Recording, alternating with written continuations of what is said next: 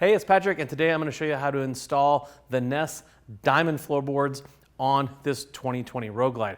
For most late model baggers, this installation is going to be exactly the same. We're just going to need a few hand tools, and we'll leave those in the description below. Now, this Ness Diamond Floorboard is pretty trick. As you can see, it looks very, very lightweight. It is machined from aircraft grade aluminum, has a lot of holes in it, but it also has a lot of grip. It has these little inserts that are actually pretty sharp. If you put your foot on this, you can't slide it off. You have to pick your foot up and move it over, which makes it great when you're riding your bike. You get a really positive engagement on that board.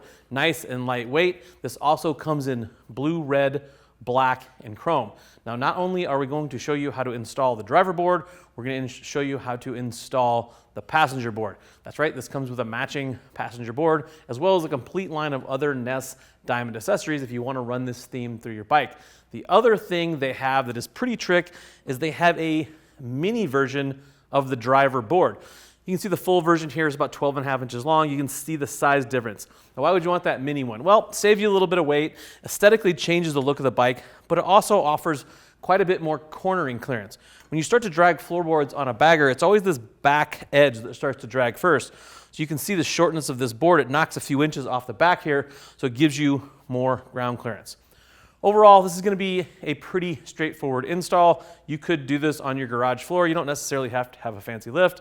Shouldn't take you very long at all. Let's get started. We're going to need a 3/16 Allen and a 7/16 wrench to get started with these driver floorboards.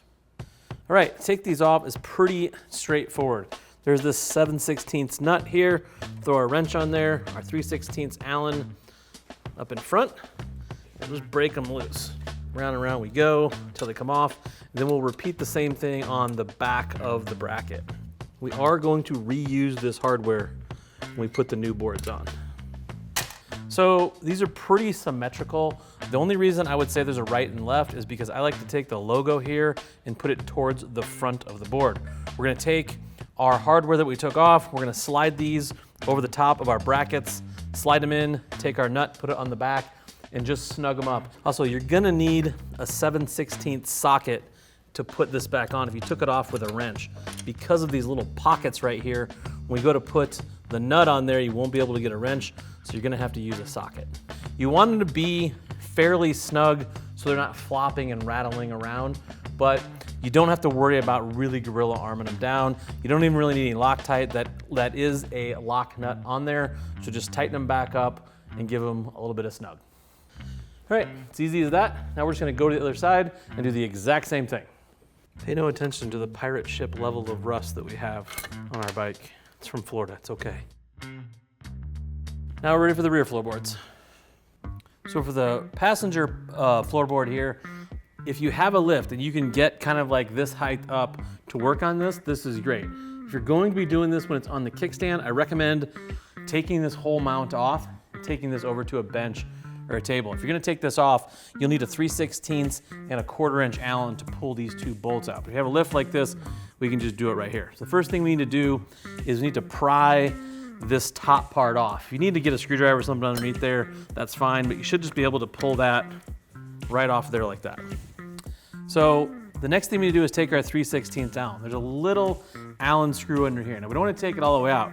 We're gonna back it off. What's going on is it's holding a spring in here with this ball and detent up here. So when you hear that click back and forth, that's that ball into that detent.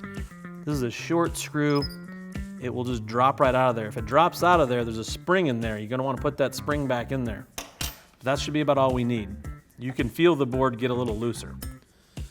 Now that it's looser, I'm going to take the end of my, see this pin right here?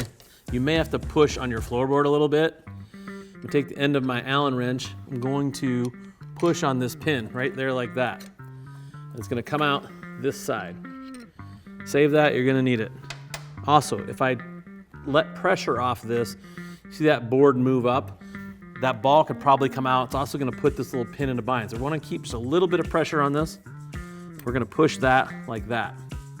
There it is, okay. So now we wanna make sure we don't drop that little ball. So now our old floorboard is off.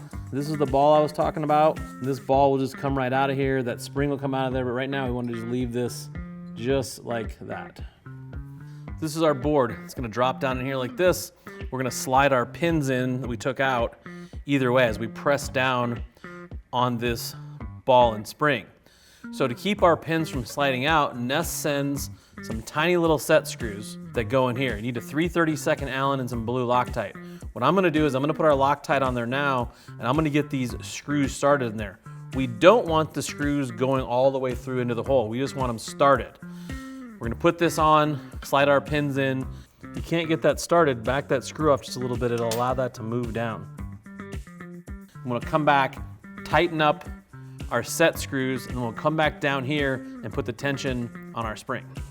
So see, I got that a little bit too tight. You don't need to bottom this out. You just need it so you have good firm engagement when the board goes up and down. Now we just need to do the same program on the other side.